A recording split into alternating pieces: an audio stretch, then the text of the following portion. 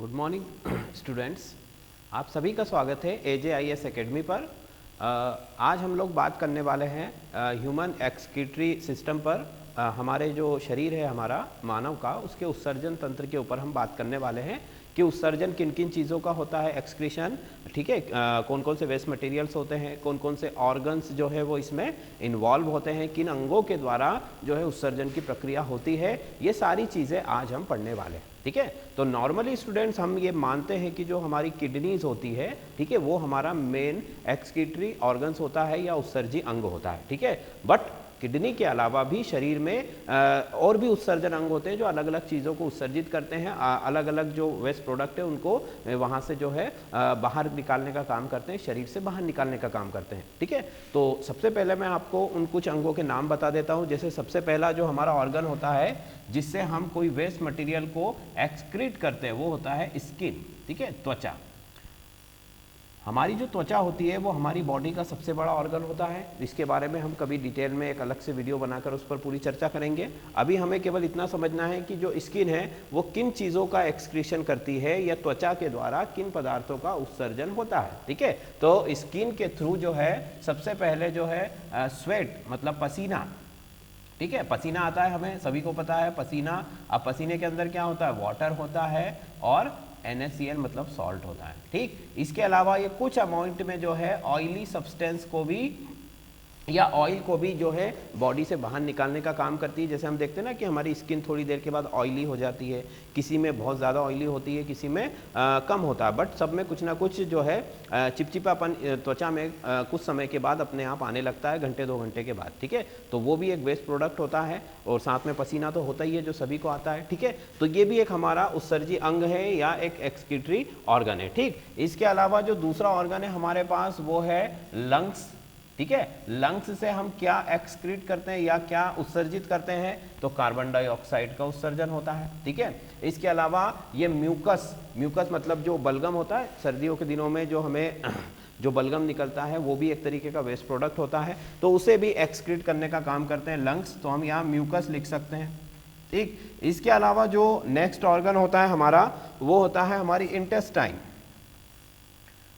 Intestines जो होती है, हमारी आंतें जो होती है, वो हमें पता है कि जो हम भोजन करते हैं, जो हम खाना खाते हैं, जो भी हमारा फूड होता है, उसमें से जो वेस्ट मटेरियल निकलता है वो जो स्टूल के थ्रू पास कर दिया जाता है, तो वो भी एक तरीके का क्या है, एक्सक्रीटरी ऑर्गन है और एक तरीके का उत्सर्जन का कार्य वो कर रहा है। ठीक है, इसके बाद में अगर हम देखें इंटेस्टाइन के बाद जो है लीवर, लीवर भी जो है एक इंपॉर्टेंट ऑर्गन है हमारी बॉडी का और ये भी एक्सक्रीशन का काम करता है। ठीक है, अब लीवर के अंदर से क्या क्या चीज़ें एक्सक्रीट हो सकती है, लीवर के अंदर से जो है सबसे पहले तो जो आपका अमोनिया होता है, ठीक है, अमोनिया, यूरिया, यूरिक एसिड, इस तरीके की चीज़ें जो है लीवर से एक्सक्रीट होती है और जो फाइनली ब्लड के थ्रू किडनी पर जाती है और किडनी जो है फिर उनको फिल्ट्रेट करने का काम करती है। ठीक, और फाइनली जो हमारा लास्ट जो सबसे इंपॉर्टेंट जो एक्सक्रीटरी ऑर्गन है या जो हमारा उत्सर्जी अंग है वो होता है हमारी किडनी। ठीक है, और इसी को आज हम पढ़ने वाले हैं, किडनी, जिसको हिंदी में हम वक्र कहते हैं, और इस वक्र को, इस किडनी को आज हम पढ़ने वाले हैं। इसके द्वारा हम किन किन चीज़ों का उत्सर्जन कर सकते हैं, सबसे पहले तो हम जो यूरिन पास करते हैं वो किडनी में ही फॉर्मेशन होता है, मतलब वहीं पर उसका निर्माण किया जाता है। ठीक, और फिर वो जो है आपका जो कलेक्टर होता है वहाँ पर कलेक्ट होता है और फिर पास कर दिया जाता है। अब उस यूरिन के अंदर क्या क्या चीज़ें होती है, अमोनिया, मतलब वो यूरिया के फॉर्म में होती है, यूरिया आप कह सकते हैं। ठीक है, फिर उसके बाद में बहुत सारे वेस्ट मटेरियल्स होते हैं, वाटर होता है, ठीक है, और कुछ पिगमेंट्स भी होते हैं। इस तरीके से यूरिन का फॉर्मेशन होता है। तो स्टूडेंट्स, आज हम जो एक्सक्रीटरी ऑर्गन पढ़ने वाले हैं वो है किडनी या हमारा जो एक्सक्रीटरी सिस्टम है उसको आज हम डिस्कस करने वाले हैं। इसके अलावा इन सभी चीज़ों पर भी जो है, देखो, इंटेस्टाइन के बारे में तो हम डिटेल में पढ़ चुके हैं, लीवर भी हम पढ़ चुके हैं, ठीक है, लंग्स भी हम रेस्पिरेशन में पढ़ चुके हैं, केवल एक स्किन जो है वो हमने अभी नहीं कवर किया है, तो उसको भी हम जल्दी जो है अगले वीडियो में इसको भी कवर कर लेंगे। ठीक, चलो, तो आज हम शुरू करते हैं कि हमारी जो किडनी होती है वो बॉडी में किस तरीके से काम करती है और जो है यूरिन का फॉर्मेशन किस तरीके से होता है। ठीक है, चलो, तो देखो, किसी भी ह्यूमन बीइंग में, नॉर्मल ह्यूमन बीइंग में जो है 1 पेयर ऑफ किडनी होता है, किडनी का एक जोड़ा होता है, वक्र का एक जोड़ी होती है। ठीक है,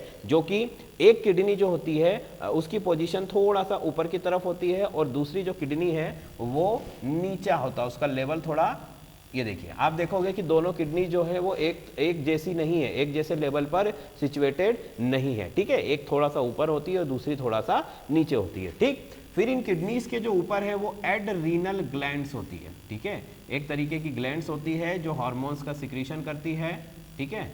ये एड्रीनल ग्लैंड। देखो, किडनी के लिए हम वर्ड जितने भी हम यूज करेंगे उन सब में हम रीनल यूज करते हैं, फाइन। जैसे कि लंग्स के लिए हमने क्या यूज किया था, पल्मोनरी, है ना, पल्मोनरी यूज किया था। फिर उसके बाद में अगर हम देखें तो लीवर के लिए हमने हिपैटिक वर्ड यूज किया था, ठीक है। हार्ट के लिए हमने कार्डियक वर्ड यूज किया था। इस तरीके से किडनी के लिए हमारा जो उत्सर्जी तंत्र है उसके लिए हम वर्ड यूज करते हैं रीनल, ठीक है। अब उसमें जाने वाली जो आर्टरी है वो रीनल आर्टरी होगी, उससे निकलने वाली जो वेन है वो रीनल वेन हो जाएगी। इस तरीके से रीनल वर्ड जो है किडनी के लिए यूज किया जाता है, तो ये हमें ध्यान रखना है, ठीक है। तो एक जोड़ी किडनी है, मतलब किडनी दो है, और इनका जो शेप होता है वो जो है आपका जो बीन होता है, सेम का जो बीज होता है उस तरीके का इनका शेप होता है, इस तरीके से, ठीक है। इस तरीके का शेप होता है। इसकी अगर मैं वेट की बात करूं तो इसका एवरेज जो वेट होता है, ठीक है, एवरेज जो वेट होता है वो 144, ठीक है, टू 150 ग्राम होता है। मतलब 144 से 150 ग्राम के बीच में जो है किडनी का वजन होता है ह्यूमन बीइंग के अंदर, ठीक। फिर अगर हम बात करें, इनकी संख्या तो मैंने बता दी कि 2 होती है। अगर इनकी बात करें तो इनका जो पीएच लेवल होता है, ठीक है, इनका जो काम होता है ये पीएच को मेंटेन करने का या नियंत्रित करने का कार्य करती है, नियंत्रित करने का कार्य भी करती है, ठीक है। तो इनका जो एवरेज वेट है वो ह्यूमन बीइंग्स के अकॉर्डिंग चेंज हो सकता है। भाई कोई हेल्दी पर्सन है तो उसमें जो वेट में जो है थोड़ा सा डिफरेंस आ जाएगा, अगर कोई नॉर्मल पर्सन है उसमें कुछ डिफरेंस आ सकता है, ठीक है। बट इसका जो एवरेज वेट है वो इतना ही होता है, फाइन। अच्छा, फिर इसकी सिचुएशन कहाँ पर होती है, पहले इस चीज़ को समझे कि हमारे शरीर के अंदर, हमारी बॉडी के अंदर ये होता कहाँ पर है। तो एब्डोमल जो हमारा पोर्शन होता है, ठीक है, या डायाफ्राम जो है हमारा, उसके नीचे वाले पोर्शन के अंदर और पीठ की तरफ, ठीक है, सामने की तरफ नहीं है ये पूरा, कहाँ पर सिचुएटेड है, हमारे पीठ की साइड पर जो है इसका सिचुएशन होता है। पीछे की तरफ से मतलब ये त्वचा के ज़्यादा नज़दीक होता है, ठीक है, उस वहाँ पर जो है ये पूरा सिस्टम जो है हमारा अरेंज होता है। और इसका बेसिक फंक्शन क्या होता है, बेसिक फंक्शन है ब्लड को फिल्टर करना। जो ब्लड के अंदर जितनी भी हार्मफुल सब्सटेंस है उनको अलग करना और उनको यूरिन के थ्रू पास कर देना, और जो ब्लड है, जो क्लीन ब्लड है, उसको वापस से सर्कुलेटरी सिस्टम में डाल देना। ये किडनी का काम होता है, ठीक है। तो चलो अब देखते हैं इसका जो बेसिक स्ट्रक्चर है वो किस तरीके का होता है। मैंने यहाँ पर इसका स्ट्रक्चर बनाया हुआ है, ठीक है। यहाँ पर ये किडनी है दो हमारी, इन किडनीज का जो स्ट्रक्चर है वो मैं थोड़ा सा अच्छे से बनाता हूँ, ठीक है। अब इसको हम बनाना शुरू करते हैं। ये देखिए, ये जो पोर्शन है ये इसका कॉर्टेक्स वाला पोर्शन है, ठीक है। ये जो है मिडिल पोर्शन को मेड्यूला कहा जाता है ना। और ये जो ओपनिंग होती है, ठीक है, ये लिख दिया मैंने, ये कॉर्टेक्स है, ठीक। फिर ये जो है मिडिल वाला पोर्शन ये मेड्यूला है, और ये जो ओपनिंग है किडनी की, ठीक है, दोनों तरफ की हम बात कर रहे हैं, यहाँ पर इसको बोला जाता है रीनल हिलियम या हीलम, ठीक है।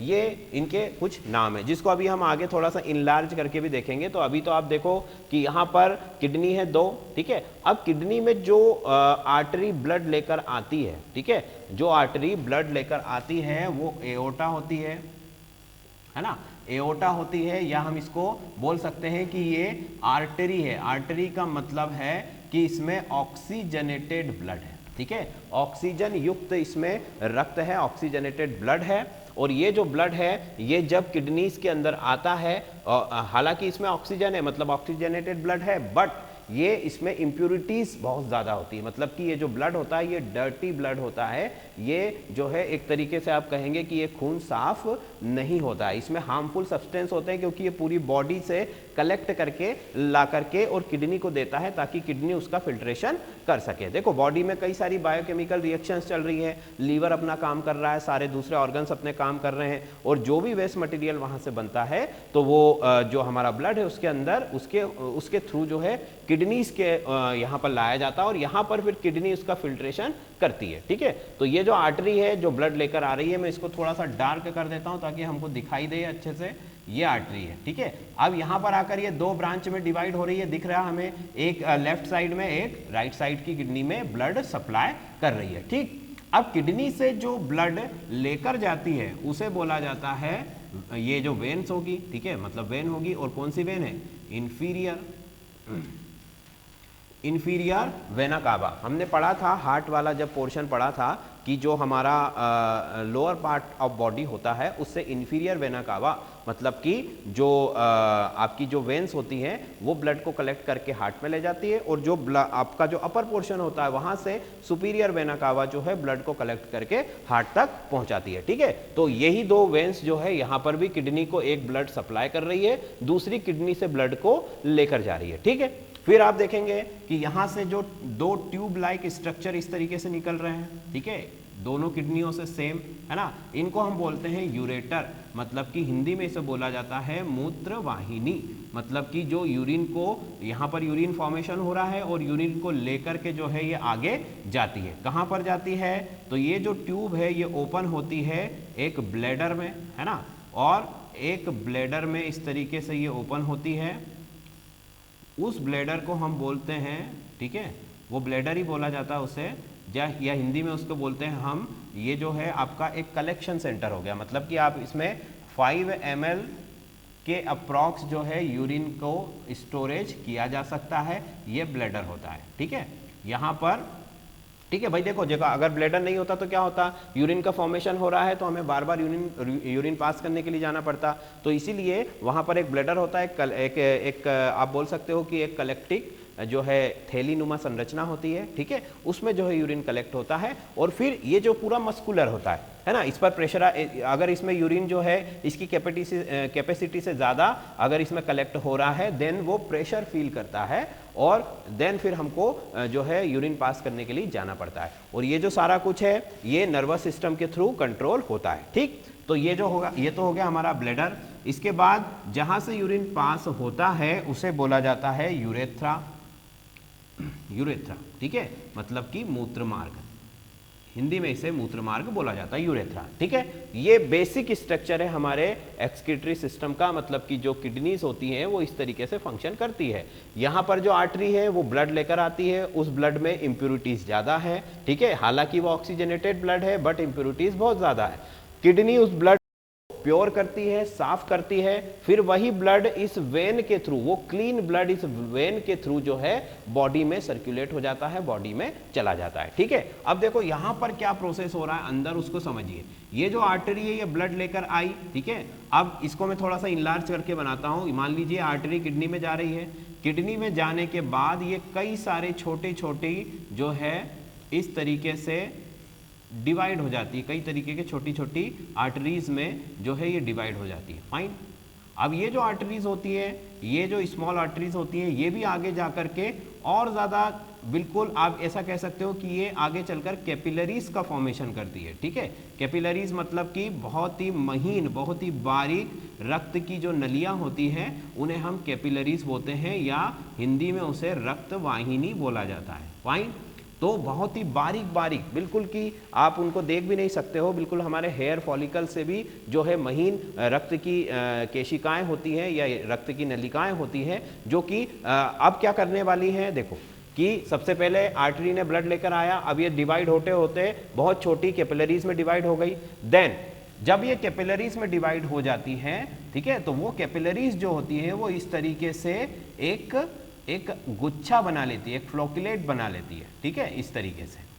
अब यहां पर जो है फिल्ट्रेशन का काम होता है, यहां पर फिल्ट्रेशन का काम होता है। देन ये फिल्टर होने के बाद ये जो ब्लड होता है, जो फिल्टर ब्लड है, वो इस तरीके से उन छोटी छोटी जो नली हैं उनसे वापस एक बड़ी जो है आपकी वेन का फॉर्मेशन होता है, इस तरीके से देखो। और वो जो वेन है वो ये वाली वेन है जो कि ब्लड कलेक्ट करके वापस ले जाती है, ठीक है। तो अगर मैं इसको यहाँ पर बनाऊं तो ये जो आपकी आर्टरी आई, ये आपकी कैपिलरीज में डिवाइड हुई, कैपिलरीज का यहाँ पर एक तरीके से गुच्छा बना, और वो ब्लड को फिल्टर करता है और वो फिल्टर ब्लड वापस फिर इस वेन के थ्रू जो है वापस बॉडी में जो है सर्कुलेट हो जाता है। फाइन, तो ये टोटल जो है हमारी किडनी का फंक्शन होता है ब्लड को फिल्टर करने का, ब्लड को एक तरीके से हार्मफुल सब्सटेंस से फ्री करने के लिए। ठीक है, चलो फिर आगे क्या हुआ वो देखते चलिए। तो ये जो ब्लड है यहाँ से होता हुआ आ गया ये जो आपका जो फिल्ट्रेशन हुआ है यहाँ पर, ठीक है, वहाँ पर जब आपका जो यूरिन का फॉर्मेशन होता है वो डायरेक्ट नहीं होता है। ठीक है, देखो जब किडनी फिल्टर करती है ब्लड को तो किडनी ऑलमोस्ट पूरे ब्लड को ही फिल्टर कर देती है, मतलब कि हार्मफुल सब्सटेंस हो या फिर वो हमारे यूजफुल सब्सटेंस हो, सभी सब्सटेंस को ब्लड से वो अलग कर देती है। मतलब कि जैसे ग्लूकोज है, ग्लूकोज हमारी बॉडी के लिए काम की चीज है, बट किडनी में जब फिल्ट्रेशन होता है तो ग्लूकोज भी ब्लड से अलग हो जाता है, पानी भी ब्लड से अलग हो जाता है। ठीक है, जो अमीनो एसिड्स हैं वो भी ब्लड से अलग हो जाते हैं। मतलब कि यहाँ पर आपके हार्मफुल सब्सटेंस के साथ साथ जो यूजफुल सब्सटेंस है वो भी किडनी में फिल्टर हो जाते हैं, किडनी में उनका छनन कर लिया जाता है, उनका अति सूक्ष्म छनन हो जाता है। ठीक है, तो अब उसके लिए भी फिर यहाँ पर क्या होता है कि अगर वो सारी चीजें हमारी बॉडी से बाहर चली जाएंगी तो फिर हमारे लिए तो बड़े लॉस की बात हो जाएगी, इसीलिए उनका रीएब्जॉर्प्शन होता है। ठीक है, तो ये जो रीएब्जॉर्प्शन होता है ये कहां पर होता है, इसको समझने के लिए हमें नेफ्रॉन का स्ट्रक्चर समझना पड़ेगा। ठीक है, तो अब हम नेफ्रॉन के ऊपर आएंगे। तो इतना जो मैंने आपको डायग्राम बताया है अभी, ठीक, अच्छा एक और चीज मैं बता देता हूं कि यहाँ पर जो किडनी है हमारी उसका थोड़ा सा मैं स्ट्रक्चर इनलार्ज करके बता देता हूं कि यहाँ पर किस तरीके से काम हो रहा है। तो देखो किडनी का जो स्ट्रक्चर है वो इस तरीके का है। ठीक है, यहाँ से हम इसको कह सकते हैं कि ये आपकी ट्यूब गई है, ये यूरेटर। ठीक है, अब अंदर के स्ट्रक्चर की अगर हम बात करें तो किडनी में 3 पार्ट्स होते हैं, किडनी में जो है 3 तरीके के पोर्शन पाए जाते हैं। यहाँ पर जो है ये वाला जो पोर्शन है बाहर वाला, इसको बोला जाता है कॉर्टेक्स, है ना, कॉर्टेक्स पोर्शन है। कॉर्टेक्स के बाद इस तरीके से मेड्यूला, ठीक है, किडनी के मध्य के भाग को मेड्यूला कहा जाता है, जो कि इस तरीके की संरचना होती है। और कॉर्टेक्स की संरचना कुछ इस तरीके से हमने यहाँ पर बना दी। ठीक, तो ये कॉर्टेक्स, मेड्यूला और जो आपकी ओपनिंग है यहाँ पर, ठीक है, ये हो गई हमारा रीनल हिलियम या हेलम। फाइन, और ये हो गया हमारा कॉर्टेक्स और ये मेड्यूला।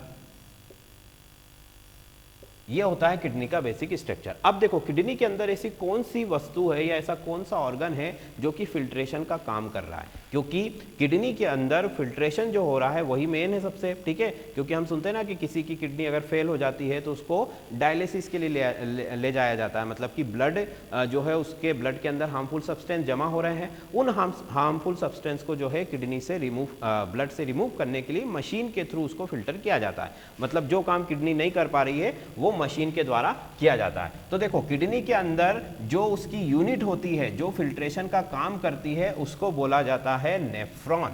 ठीक है, क्या बोला जाता है, नेफ्रॉन। और नेफ्रॉन जैसे कि हमारी बॉडी की यूनिट सेल होती है, वैसे ही किडनी का जो यूनिट होता है वो होता है नेफ्रॉन। ठीक, एक किडनी के अंदर कम से कम, ठीक है, कम से कम 8 से 10 लाख, है ना, मतलब कि 1 मिलियन हम बोल सकते हैं, 1 मिलियन के आसपास जो है नेफ्रॉन पाए जाते हैं एक किडनी के अंदर। तो दोनों किडनियों में उनका जो अमाउंट होगा, जो नंबर होगा वो डबल होगा। तो 8 से 10 लाख मतलब 1 मिलियन के करीब जो है आपकी किडनी के अंदर नेफ्रॉन्स होते हैं, और यही नेफ्रॉन एक्चुअल में फिल्ट्रेशन का काम करते हैं। ठीक है, तो अब उस नेफ्रॉन की संरचना को भी हमें समझना पड़ेगा कि नेफ्रॉन किस तरीके से काम करता है, ब्लड का फिल्ट्रेशन किस तरीके से उसके अंदर होता है। तो देखो अब थोड़ा सा आप यहां पर आ जाइए, ये मैंने एक नेफ्रॉन का स्ट्रक्चर बनाया हुआ है। ठीक है, नेफ्रॉन, ये एक नेफ्रॉन का स्ट्रक्चर है, ऐसे 10 लाख नेफ्रॉन हमारी एक किडनी में होते हैं। ठीक है, तो ये कैसे काम कर रहा है, देखो सबसे पहले तो यहां पर ये जो कप जैसा स्ट्रक्चर आपको दिखाई दे रहा है, ठीक है, इस कप लाइक स्ट्रक्चर को हम बोलते हैं वोमन कैप्सूल, वोमन कैप्सूल। ठीक है, वोमन कैप्सूल। फाइन, अब ये जो आपको इस तरीके से यहां पर फ्लॉक दिखाई दे रहा है, मतलब गुच्छा दिखाई दे रहा है, इसको बोला जाता है ग्लोमेरुलस। ठीक है, ग्लोमेरुलस। ग्लोमेरुलस वही कैपिलरीज का फ्लॉग है या वही कैपिलरीज का गुच्छा है जो मैंने आपको बताया। ये देखो यहाँ पर ये जो गुच्छा आपको दिखाई दे रहा है, कैपिलरीज आपस में क्या हो चुकी है, इतनी ज़्यादा जो है एक तरीके से उन्होंने गुच्छा बना लिया है और वहीं पर फिल्ट्रेशन का काम हो रहा है। ठीक है, तो ये हो गया हमारा ग्लोमेरुलस। ठीक, फिर आप देखेंगे कि ये वही आर्टरी है जो यहाँ पर ब्लड लेकर आ रही है। ठीक है, ये वाली आर्टरी जिसके बारे में हमने बात की थी, ये आर्टरी इस ग्लोमेरुलस को ब्लड सप्लाई कर रही है और वो ब्लड कैसा है, डर्टी ब्लड है ना, मतलब कि उसके अंदर जो है हार्मफुल सब्सटेंस बहुत ज्यादा अमाउंट में प्रेजेंट है। ठीक, फिर यहां से जो ब्लड लेकर जा रही है, ये ब्लड कैसा ब्लड है, ये तो क्लीन हो चुका है, क्लीन ब्लड है और क्लीन ब्लड है, बट इसमें से सारी चीजें जो है फिल्टर कर ली गई है, मतलब कि ग्लूकोज भी निकाल लिया गया है, वाटर मॉलिक्यूल भी यहाँ पर नहीं है, ठीक है, अमीनो एसिड्स भी नहीं है, सॉल्ट भी नहीं है, यूरिया भी नहीं है, कुछ भी नहीं है। ब्लड के अंदर अब सिर्फ ब्लड की सेल्स और प्लाज्मा वगैरह के अलावा और कुछ भी ऐसा फॉरेन सब्सटेंस नहीं है, सबका सब फिल्टर हो चुका है। ठीक है, तो अब क्या होता है कि अगर वही फिल्टर ब्लड डायरेक्ट अगर हम सप्लाई कर देते हैं हमारे सर्कुलेटरी सिस्टम में, ठीक है, तो उसमें ना ग्लूकोज होगा, ना वाटर होगा, ना अमीनो एसिड्स होगा, ना सॉल्ट होगा, जिनकी हमारी बॉडी को रिक्वायरमेंट होती है। इसीलिए फिर क्या होता है कि ये जो यूजफुल सब्सटेंस है इनका रीएब्जॉर्प्शन किया जाता है, मतलब इनको फिर से एब्जॉर्ब किया जाता है। ठीक है, और ब्लड में मिला दिया जाता है, केवल किसको छोड़कर, यूरिया, कुछ अमाउंट में सॉल्ट और वाटर, है ना, इनको छोड़ करके जो है ग्लूकोज और अमीनो एसिड्स इनको रीएब्जॉर्ब कर लिया जाता है, वापस ब्लड के अंदर जो है ट्रांसफर कर दिया जाता है। ठीक है, तो सबसे पहले तो ये क्लीन ब्लड है, मतलब कि ये जो है ये हमारी वेन है ना, ये वेन है, कौन सी वेन है, ये वही वेन है जो ब्लड फाइनली कलेक्ट करके ले जा रही है, उसी का एक ब्रांच है। फिर आगे चलेंगे तो ये जो, अच्छा इसके स्ट्रक्चर में थोड़ा सा और यहाँ पर इसको मैं मिटा देता हूँ, उसको हम थोड़ा सा और अच्छा करके बनाते हैं ताकि उसके सारे पार्ट्स को हम अच्छे से देख सकें, है ना। तो यहाँ पर हम नेफ्रॉन का स्ट्रक्चर बना रहे हैं, तो सबसे पहले तो ये बनाया हमने, ये कैप्सूल है उसका, है ना, कैप्सूल, नेफ्रॉन का कैप्सूल, जिसको हमने क्या कहा, वोमन कैप्सूल। वोमन कैप्सूल जो है यहाँ से इस तरीके से अब आगे देखिए, यहाँ से इस तरीके से ये क्वाइल्ड होने लगती है, इसकी जो ट्यूब है ये क्वाइल्ड होने लगती है और फाइनली ये इस तरीके का एक यू शेप का स्ट्रक्चर बनाती है और फिर से जाकर के ये क्वाइलिंग करती है, फिर से इसने क्वाइलिंग करना शुरू किया और फिर ये कलेक्टिंग ट्यूब से जाकर के जो है अटैच हो जाती है ना, ये हमारी कलेक्टिंग ट्यूब है जिससे जाकर ये फाइनली अटैच हो गई है। ठीक है, ये कलेक्टिंग ट्यूब, ये भी मैं बताऊंगा ये क्या है ना। कलेक्टिंग ट्यूब वही है, देखो ये जो दो ट्यूब निकली थी यहाँ से किडनी से, जो कि आपके ब्लैडर से जाकर मिल रही थी, इस तरीके से हमने अभी डायग्राम बनाया था, तो ये जो इन्हीं को बोला जाता है कलेक्टिंग ट्यूब, और यही ट्यूब का एक छोटा सा पोर्शन है, या इसको कहें कि इसकी एक ब्रांच है जो आगे चल के इसी ट्यूब में जाकर के मिल जाती है और फाइनली यूरिन जो है ब्लैडर तक पहुंच जाता है। ठीक है, चलो तो अब हमारे नेफ्रॉन के स्ट्रक्चर को देखो जरा, ये हमारी आर्टरी जो है ब्लड लेकर आई अंदर, है ना, जो कि इम्प्योर ब्लड है या इसमें अमाउंट ऑफ हार्मफुल सब्सटेंस बहुत ज्यादा है। यहाँ से जो वेन है ये प्योर ब्लड, मतलब कि ये हालांकि डीऑक्सीजनेटेड है बट इसमें कोई भी हार्मफुल सब्सटेंस नहीं है या कोई भी सब्सटेंस ही नहीं है, क्योंकि ये तो पूरा क्या हो चुका है, क्लीन हो चुका है, ये क्लीन हो चुका है। ठीक है, ये वेन है और ये आर्टरी है। ठीक, अब देखो अब क्या होता है कि जब यहां पर फिल्ट्रेशन हुआ तो फिल्ट्रेशन, ब्लड का जो फिल्ट्रेशन हुआ है उसके थ्रू सारे के सारे जो भी एलिमेंट मैंने बताया आपको वो कहां पर आ जाते हैं, वोमन कैप्सूल में आ जाते हैं। ठीक है, वोमन कैप्सूल में आ जाते हैं इस तरीके से, ये देखो, इसको आपको देखने के लिए मैं इसको थोड़ा सा ऐसे बना देता हूं। यहां पर ये सारे हार्मफुल सब्सटेंस या जो भी सब्सटेंस ब्लड के अंदर थे वो सब यहां पर जमा हो चुके हैं। ठीक, अब ये इस ट्यूब के अंदर आते हैं, है ना, यहां से, तो ये जो ट्यूब होती है जो क्वाइल्ड होती है, इस ट्यूब के अंदर ये सारे के सारे सब्सटेंस है, इसके अंदर वाटर भी है ना, इसके अंदर ग्लूकोज भी है, इसके अंदर अमीनो एसिड भी है और इसके अंदर जो है आपका यूरिया भी है जो कि एक हार्मफुल सब्सटेंस है। फाइन, तो देखो अब हमें वाटर भी चाहिए वापस, ग्लूकोज भी वापस चाहिए, अमीनो एसिड भी वापस चाहिए। यूरिया जो है उसके साथ कुछ अमाउंट में वाटर और सॉल्ट जो है यहाँ से पास हो जाते हैं, बाकी का पूरा जो है उसको वापस ब्लड के अंदर डाल दिया जाता है। तो ब्लड के अंदर कैसे डाला जाता है अब उसको देखो जरा।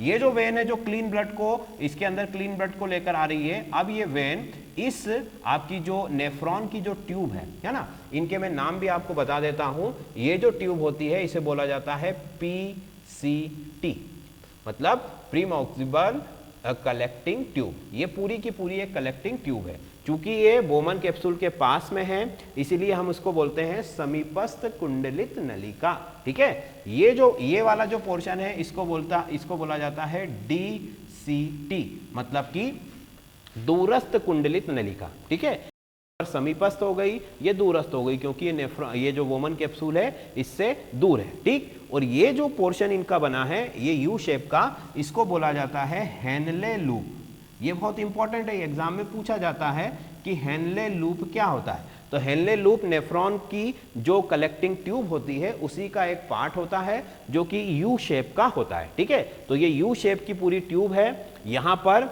जो है ये जो कलेक्टिंग ट्यूब है ये आपके वोमन कैप्सूल के पास में है, नियरेस्ट है, और ये जो कलेक्टिंग ट्यूब है ये जो वोमन कैप्सूल है उससे दूर है। ठीक है, और ये जो हेनले लूप है ये यहाँ पर यू शेप का होता है। ठीक, अब देखो क्या हो रहा है कि ये जो क्लीन ब्लड वाली जो आपकी वेन थी ये अब इस कलेक्टिंग ट्यूब के चारों तरफ इस तरीके से क्वाइल होने लगती है। ठीक है, ये इस तरीके से क्वाइल हो रही है, इसके चारों तरफ जो है ये क्वाइल हो रही है।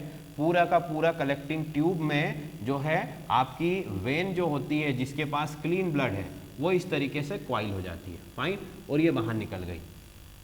तो इस तरीके से मैं इसको ये आपकी कौन सी आर्टरी है, ये वही आर्टरी, ये वही वेन है जो फाइनली ब्लड को लेकर कहाँ जा रही है, वापस बॉडी में जा रही है। ठीक है, ये वेन हो गई। तो अब देखो इस तरीके की क्वाइलिंग की वजह से क्या हो रहा है कि इस ट्यूब के अंदर जो भी आपके यूजफुल सब्सटेंस थे वो वापस डिफ्यूज हो जाते हैं इस ट्यूब में ब्लड के अंदर। क्योंकि ये जो आप देखो होता क्या है इसके अंदर कि जो हमारी ये जो कैपिलरी है या ये जो भी ब्लड वेसल्स हैं इनका जो स्किन होता है या इनका जो मेम्ब्रेन होता है ये सेमी परमेबल होता है ना। मान लो ये जो है हमारी इस वेन का मेम्ब्रेन है और ये जो है हमारी कलेक्टिंग ट्यूब का मेम्ब्रेन है। ठीक, इस तरफ जो है वाटर है और इस तरफ ब्लड है।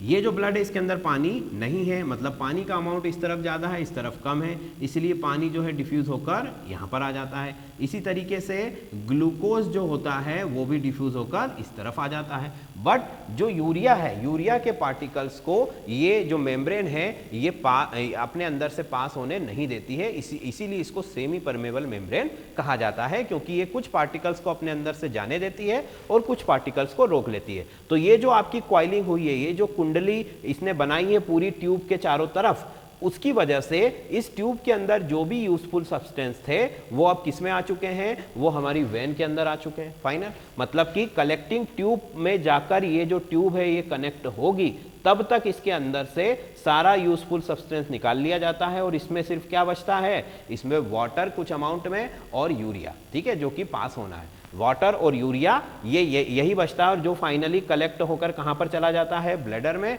और ब्लैडर जब फुल हो जाता है तो ये पास कर दिया जाता है। ठीक है, ये पूरा पोर्शन, ये पूरी प्रक्रिया यहां पर होती है। ठीक है, तो देखो ये हेनले लूप है और यहां से लेकर मतलब कि आपके वोमन कैप्सूल के बास से लेकर कलेक्टिंग ट्यूब तक पूरा रीएब्जॉर्प्शन का काम चलता है, मतलब पुनः अवशोषण का काम करता है, क्योंकि आपका जो ग्लोमेरुलस था उसने ब्लड के सारे कणों को छान दिया है और इसीलिए जो आपका नेफ्रॉन की जो ट्यूब होती है उसमें से उन सारे कणों को वापस ब्लड के अंदर जो है पुनः अवशोषित कर लिया जाता है, रीएब्जॉर्ब कर लिया जाता है। और इसी की वजह से जो है आपका जो यूरिन है उसमें केवल हार्मफुल सब्सटेंस ही जो है वो पास हो पाते हैं, बाकी का जो पूरा आपका यूजफुल सब्सटेंस है वो वापस ब्लड में दे दिए जाते हैं और ब्लड फिर जो है सर्कुलेट हो जाता है बॉडी के अंदर। ठीक है, तो ये जो है बेसिक फंक्शन होता है एक नेफ्रॉन का। अच्छा, ठीक है, अब देखो कि ये नेफ्रॉन मैंने बताया कितनी संख्या में है, नेफ्रॉन जो है वो 10 लाख के करीब नेफ्रॉन होते हैं एक किडनी के अंदर,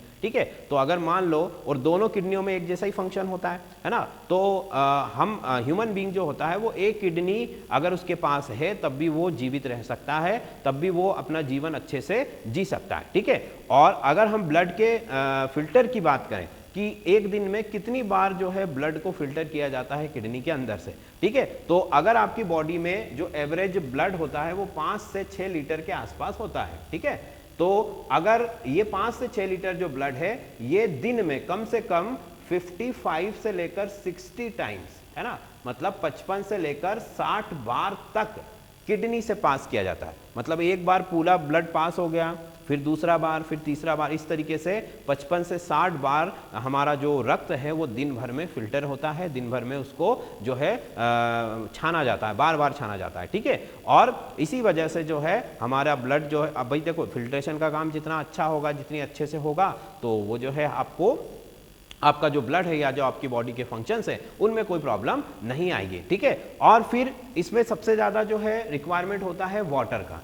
अगर आप पानी डेली जो बेसिस पर अच्छा 4 से 5 लीटर जो है अमाउंट में अगर आप पानी पीते हैं तो आपके ये जो सारे फंक्शंस है ये बहुत अच्छे से काम करेंगे। देखो, क्योंकि अगर आप पानी अगर कम पियोगे तो क्या होगा कि आर्टरी से जो ब्लड आ रहा है वो कैसा हो जाएगा, वो ब्लड जो है कंसंट्रेटेड हो जाएगा, मतलब कि थोड़ा सा आप उसको अगर हिंदी में कहें तो गाढ़ा हो जाएगा, है ना। और अगर वो गाढ़ा हो गया, विस्कस हो गया, तो ग्लोमेरुलस से उसको छानने में, उसको फिल्टर करने में प्रॉब्लम्स आएंगी, है ना। वहाँ की स्किन फट सकती है, ठीक है, वहाँ पर डिपोजिशन हो सकता है जिसको कि हम पथरी की बीमारी भी कहते हैं, है ना। तो पथरी नॉर्मल एक डिसीज होती है जहाँ पर कि जो सॉल्ट्स होते हैं उनका डिपोजिशन हो जाता है हमारे नेफ्रॉन के अंदर, किडनी के अंदर, ठीक है। तो उसको पथरी कहा जाता है, स्टोन कहा जाता है, किडनी स्टोन। तो किडनी स्टोन से अगर आपको बचना है तो हमें क्या करना होगा कि हमें भरपूर मात्रा में दिन भर में पानी पीते रहना है, ठीक है। भले ही आपको यूरिन पास करने जाना पड़े, बट पानी अगर हम अच्छी मात्रा में पीते रहते हैं तो इन सब चीज़ों से हम बच सकते हैं, ठीक है। तो यहाँ पर ये पूरा मैंने आपको फंक्शन बता दिया। अब अगर हम इसको देखें कि किडनी के अंदर ये जो नेफ्रॉन है इसकी सिचुएशन क्या होती है ना, तो उसको भी मैं आपको बता देता हूँ। यहाँ पर देखो, किडनी का स्ट्रक्चर हमने बनाया था कुछ इस तरीके से।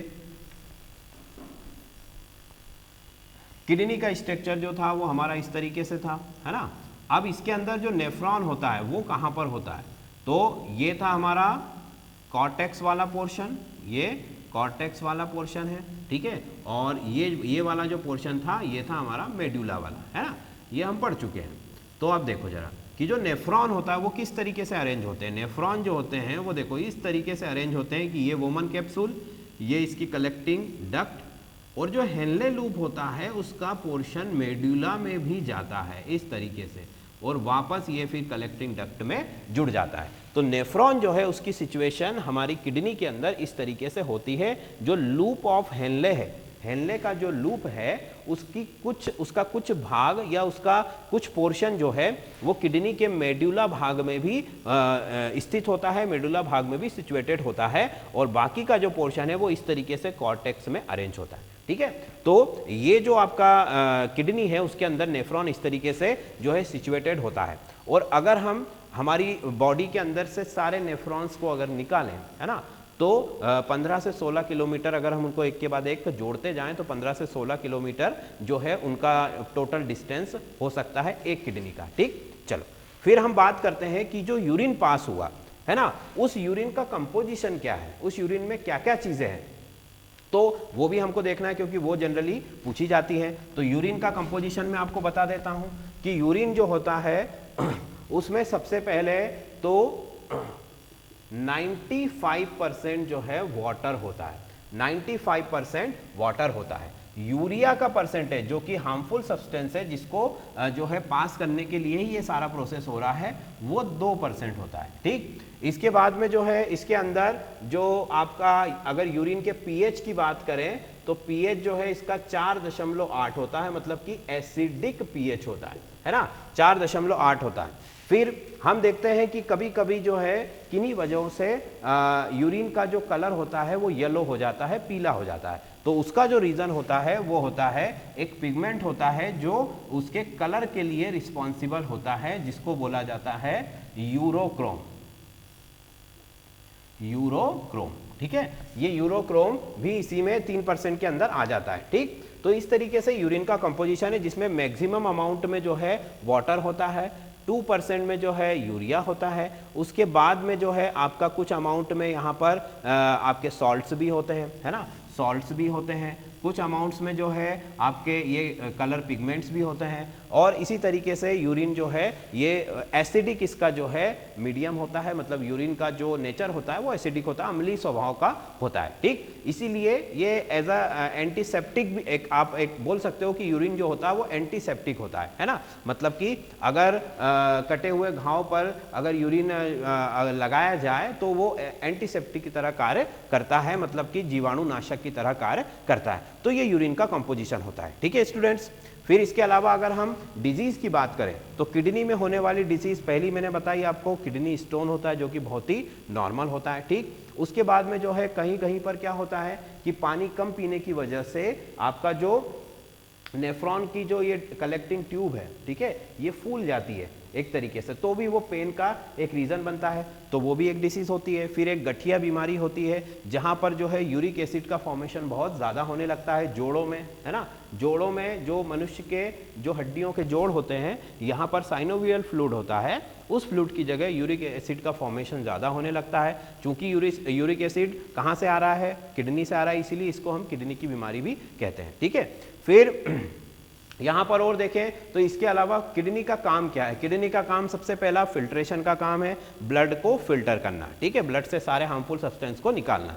दूसरा किडनी का काम होता है पीएच को जो है मेंटेन रखना, आपका जो बॉडी का पीएच है, जो ब्लड का पीएच है उसको मेंटेन रखना, पीएच लेवल को नियंत्रित रखना, ठीक। तीसरा जो फंक्शन होता है किडनी का वो होता है ये हार्मफुल सब्सटेंस, जैसे कि पॉइजन भी होता है कई बार, है ना, तो पॉइजन को भी ये डीएक्टिवेट कर देता है, मतलब कि हार्मफुल सब्सटेंस को एक तरीके से जो है बॉडी से बाहर करने का काम करता है, ठीक है। बट होता क्या है कि अगर जैसे मान लो किसी ने पॉइजन खाया तो वो पॉइजन पहले उसके लीवर में जाता है और इसी वजह से जो है लीवर डैमेज होता है और वो उसकी डेथ हो जाती है, वो मर जाता है। अगर वो पॉइजन पहले किडनी में जाए तो किडनी जो है उसको ऑलमोस्ट जो है क्लियर कर सकती है, बट ऐसा नहीं होता है।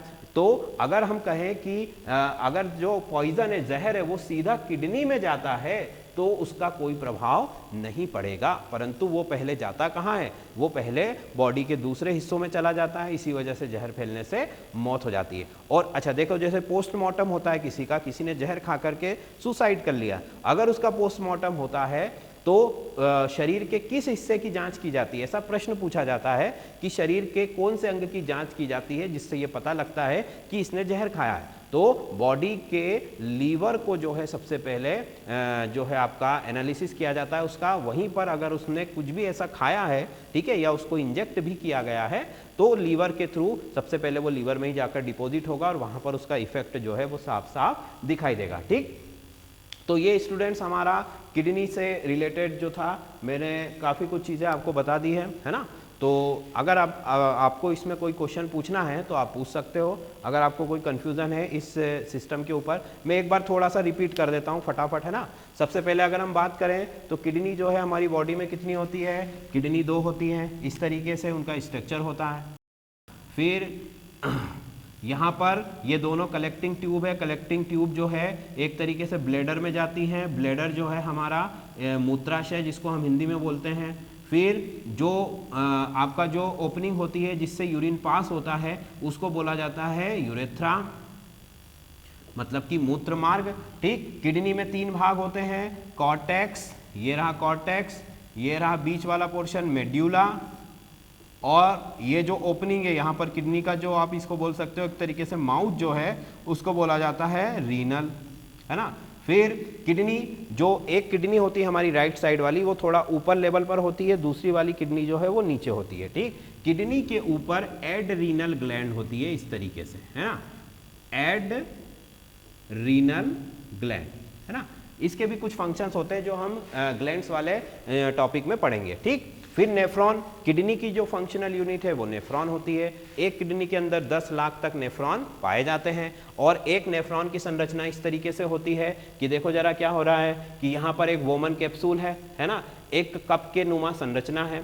फिर एक ग्लोमेरुलस है जो कि कैपिलरीज का क्या है, कैपिलरीज का एक बंच है, कैपिलरीज का एक गुच्छा है। कैपिलरीज मतलब छोटी छोटी बारीक बारीक बिल्कुल धागे के जैसी या हमारे बाल के जैसी ब्लड की कोशिकाएं हैं या ब्लड की जो ट्यूब से ब्लड वेसल्स होती है उनको कैपिलरीज बोलते हैं, ठीक है। तो वो है। अब आर्टरी जो है पूरी बॉडी से ब्लड कलेक्ट करके यहाँ पर लाती है, ठीक है। उस ब्लड में हार्मफुल सब्सटेंस है बहुत सारे, उन सब्सटेंस को ग्लोमेरुलस छानता है और छानकर जो वेस्ट मटेरियल है वो कहाँ पर आ जाता है, इसके कप में आ जाता है। और जो प्योर ब्लड है वो यहाँ से इस वेन के थ्रू यहाँ पर निकल जाता है। बट उस प्योर ब्लड में ग्लूकोज नहीं है, पानी नहीं है, सॉल्ट नहीं है, अमीनो एसिड नहीं है, मतलब कि हार्मफुल सब्सटेंस के साथ साथ जो यूजफुल सब्सटेंस है उनको भी जो है फिल्टर कर लिया जाता है, ठीक है। तो वो तो ब्लड में वापस मिलाने पड़ेंगे। इसीलिए फिर क्या होता है कि ये जो वेन है जो प्योर ब्लड को लेकर आ रही है वो इस नेफ्रॉन की जो कलेक्टिंग ट्यूब है, ये पूरी कलेक्टिंग ट्यूब है नेफ्रॉन की, है ना, उस नेफ्रॉन की कलेक्टिंग ट्यूब के चारों तरफ कॉइलिंग कर लेती है, चारों तरफ उसको जो है कुंडली मारकर उसको घेर लेती है, ठीक है। तो फिर क्या होता है कि जो यूजफुल सब्सटेंस है इस नेफ्रॉन की ट्यूब के अंदर वो डिफ्यूज होकर कहाँ जाते हैं, इस वेन के अंदर, और वो वेन फाइनली उस ब्लड को लेकर के बॉडी के अदर पार्ट्स में सर्कुलेट कर देती है। और इसमें जो बचता है कलेक्टिंग ट्यूब में वो क्या होता है, सिर्फ यूरिया बचता है। उस यूरिया को जो है यहाँ पर इस कलेक्टिंग ट्यूब के थ्रू हमारे ब्लैडर में मूत्राशय में पहुंचा दिया जाता है और वहां से उसको पास कर दिया जाता है। ये पूरा जो है आपका पोर्शन होता है। फिर पीएच जो है आपका जो यूरिन होता है उसका 4.8 होता है, H2O इसमें 95% होता है, यूरिया 2% होता है, इसमें कुछ पिगमेंट्स होते हैं, कुछ सॉल्ट्स होते हैं, इस तरीके से इसका ये कंपोजिशन होता है। फाइन। तो ये ओवरऑल जो है आपका एक्सक्रीटरी सिस्टम है, उत्सर्जन तंत्र है, जिसके द्वारा जो है हमारे शरीर से व्यर्थ पदार्थों को, हार्मफुल सब्सटेंस को बाहर किया जाता है, ठीक है। और इसके अलावा मैंने बताया था कि स्किन जो है उससे भी हार्मफुल सब्सटेंस पास होते हैं, फिर लंग्स हैं उनसे भी गैसेस जो है बाहर की जाती हैं, लीवर है उससे भी कई सारे हार्मफुल सब्सटेंस पास होते हैं। बट सबसे इंपॉर्टेंट जो हमारा एक्सक्रीटरी ऑर्गन होता है वो होता है किडनी, ठीक है। तो इसलिए हमने इसके ऊपर ये पूरा आज का टॉपिक कवर कर लिया।